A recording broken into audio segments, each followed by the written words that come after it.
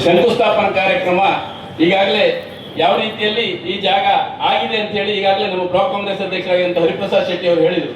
ಖಂಡಿತವಾಗಿ ಹಿಂದೆ ಪ್ರತಾಪ್ ಚಂದ್ರ ಶೆಟ್ಟಿ ಅವರು ಶಾಸಕರಾಗಿರುವಾಗ ಅವರ ಮಾವನವರಾದಂಥ ಎಸ್ ಕೊಳಕಿಬಾರರ ಕಟ್ಟಡದಲ್ಲಿ ಬಹಳಷ್ಟು ವರ್ಷಗಳಿಂದ ನಮ್ಮ ಕಾಂಗ್ರೆಸ್ ಪಕ್ಷದ ಕಚೇರಿ ಇತ್ತು. ಇವತ್ತು ಕೂಡ ಅಲ್ಲಿಯೇ ಇದೆ. ಆದರೆ ತದನಂತರ ಅದೇ ಸಮಯದಲ್ಲಿ ನಮ್ಮ ಬ್ಲಾಕ್ ಕಾಂಗ್ರೆಸ್ ಅಧ್ಯಕ್ಷರಾಗಿರುವಂಥ ಹಿರಿಯಣ್ಣವರು ಈ ಒಂದು ಕಚೇರಿ ಆಗಲಿಕ್ಕೆ ಬಹಳಷ್ಟು ಪ್ರಯತ್ನ ಮಾಡಿದರು. ತದನಂತರ ನಮ್ಮ ಶಿವರಾಮ್ ಶೆಟ್ಟಿ ಅವರು ಬಹಳಷ್ಟು ಪ್ರಯತ್ನ ಮಾಡಿದರು. ಈಗ ಯೋಗ ಹರಿಪ್ರಸಾದ್ ಶೆಟ್ಟಿ ಅವರ ಅಧ್ಯಕ್ಷತೆಯಲ್ಲಿ ಈ ಒಂದು ಕಚೇರಿಯ ಕಟ್ಟಡಕ್ಕೆ ಜಾಗ ನಮ್ಮ ಸರ್ಕಾರದಿಂದ ಮಂಜೂರಾಗಿದೆ.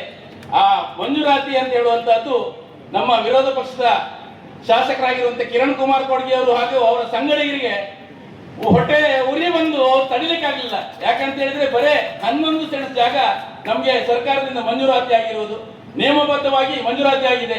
ಅದನ್ನು ನೋಡ್ಲಿಕ್ಕಾಗದೆ ಇವತ್ತು ಅವರು ಈ ಪ್ರತಿಭಟನೆಯನ್ನು ಹಮ್ಮಿಕೊಂಡಿದ್ರು. ಖಂಡಿತವಾಗಿ ಬಿಜೆಪಿಯ ಮುಖ್ಯಮಂತ್ರಿಗಳಾಗಿರುವಂತಹ ಯಡಿಯೂರಪ್ಪನವರು ಮುಖ್ಯಮಂತ್ರಿಗಳಾಗಿದ್ದಾಗ ಸಾಧಾರಣ 150-200 ಎಕರೆ ಡಿನೋಟಿಫಿಕೇಶನ್ ಮಾಡಿ ಬೇರೆ ಬೇರೆ ಸಂಘ ಸಂಸ್ಥೆಗಳಿಗೆ ಕೊಟ್ಟಿದ್ದಾರೆ.